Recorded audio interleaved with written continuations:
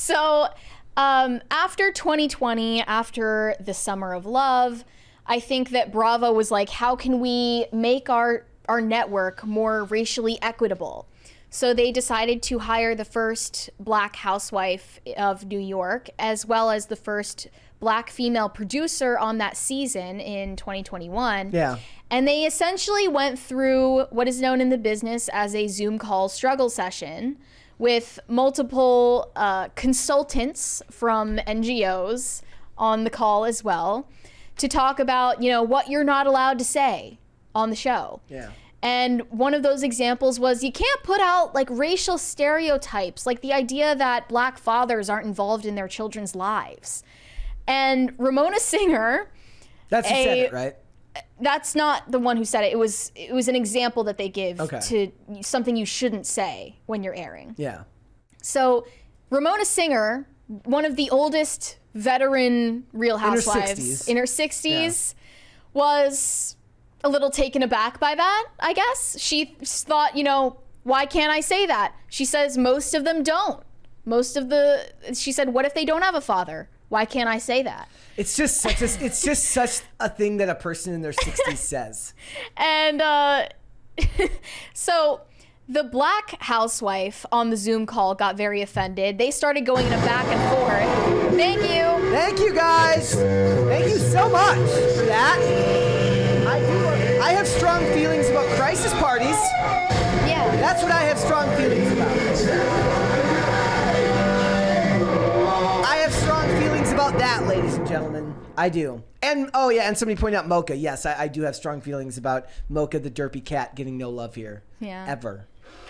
So they get into a back and forth. Whoa. Keep going. They get into a back and forth on the Zoom call. And the Black housewife, Ebony, says something about her white fragility and explains the term. She eventually hangs up on the call. And according to one person who was still on the call, Ramona Singer proceeded to slam her hands on the table and say the following: "This is why we shouldn't have Black people on the show. This is gonna ruin our show." And she wholly denies that she ever said this. That happened? Do you think he said that? If only one person on like a 30-person call remembers it happening, I feel like it's a lie. It's made up. But there were other things said about Ramona Singer that she allegedly told a Black female production assistant, "There are so many of you guys here now. Please don't change your hair. I'm going to have trouble remembering anybody's names." Ugh. Ramona Singer defended herself, insisting that comment merely spoke to her inability to remember names. I mean, that's one of those things that there's certain things that annoy me that get brought into identity politics like that. Like, here's one thing that really annoys me. When people claim that you not knowing how to pronounce someone's name is because you're racist. That's I'm like, stupid. bro, people have been getting my Dasovic wrong for my entire life. And that's not because somebody doesn't. First of all, you know when that stuff started happening? Over the phone on cold calls when nobody knew what you looked like, right? So pronouncing someone's name wrong does not mean they feel some kind of way about what you look like. Mm-hmm. That's ridiculous. And the news, the meme pages are saying that Vanity Fair breaks the news adults drink and Ramona is racist. And she got like cut from some events recently, and they wouldn't address her because they have something called BravoCon, which is an in-person convention for people who are fans of the Real Housewives. I've got an idea. Are you ready? What? Next year, here's the thing: we're gonna go to BravoCon, and we're gonna start a boxed wine company, and we are gonna set up our booth in BravoCon and just print money. Well, Bethany Frankel already started Skinny Girl Cocktails and is making millions off of it. So she might have beat us to it. Beat you to I really feel like there. Like what we need to do is we need to start a boxed wine company and get it in stores and like somehow have it sold next to the Real Housewives merch. Right next to it. Yeah. Be great. We would fit right in. Be great. Because out here you can't buy like you can't buy like whiskey or hard liquor at a gas station, but you can buy wine and beer at like gas stations in Walmart, right? Depends. So like I think what we need to do is we need to get a wine company and put it right next to the Housewives merch and just reap the rewards. Yeah, I'm down. Great. I'm not going to quote Ramona Singer's use of the N-word because that would be a horrible idea. We're on YouTube.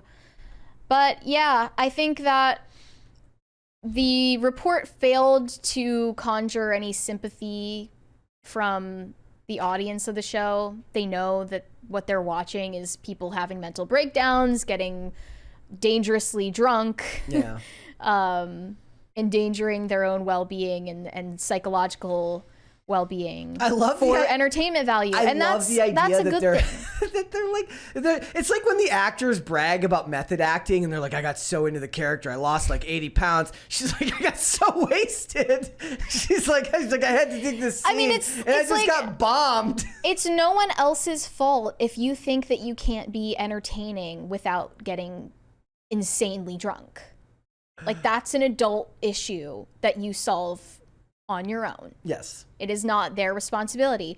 But there are other reality shows that have imposed drinking maximums on contestants, like on Love Island. They only let you have 2 units of alcohol per day. What the hell is on a Love unit Island. of alcohol? Probably a shot. Okay. Probably, yeah.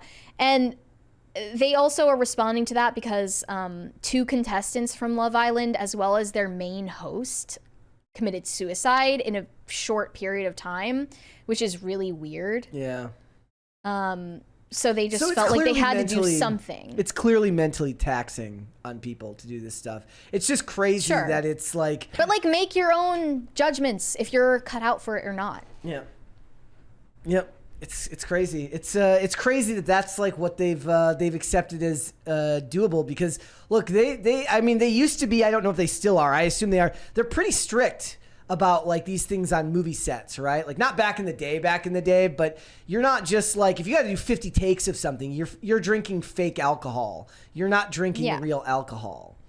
Yeah. Yeah. A lot of great, like, I remember it was like White Collar was talking about, like, because in the show, his character drinks wine a lot. It's like, he's like a wine connoisseur. He's like, the problem is it's always grape juice. And then, like, you drink it and then you're actually getting wired from all the sugar and it's not actually doing what it's supposed to do. Yeah. Just let the people. Now, know what this sadly did? It made me want to watch reality TV. I never will. Does it make you want to watch Real Housewives? I never will. Like, I would be more likely to watch Property Brothers before I would watch like Real Housewives. I admittedly don't watch Real Housewives, but I like my fair share of reality TV and reality TV drama. And I know it hits going into it's so it good for what women. it entails. So good for women. It hits It's an them outlet. right in there. It hits them right in their psyche, right where they need to get it. Like, you just know that many fights between friends have been started because they got amped up watching an episode of Real Housewives. She's like, yeah, Becky has been a bitch, huh? And she's just like, I hope not. Then she calls her friend. I hope that watching other people create drama is enough of an outlet that you don't need to create drama in your own life. You would hope, but I imagine that it amps up some of them, and she's like, I'm going to go call her and tell her about how much of a bitch our friend is being, right?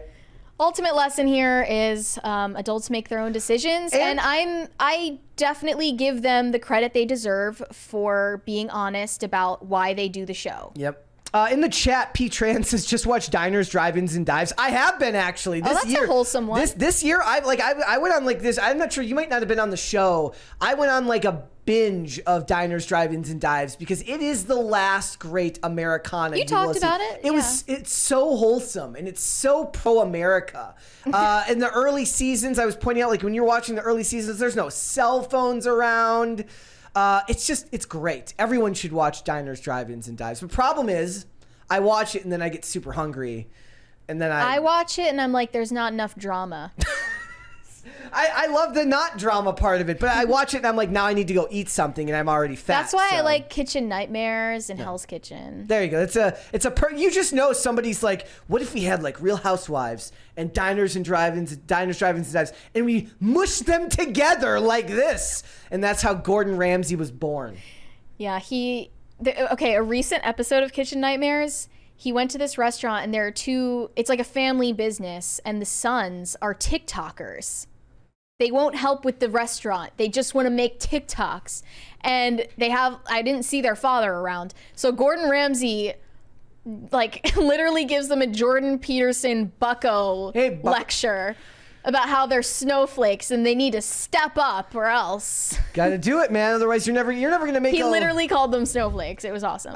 Thanks for watching. Listen to full episodes of Pop Culture Crisis on Spotify. Keep up with us on social media and make sure you subscribe and ring that bell so you never miss the show. Bye, guys.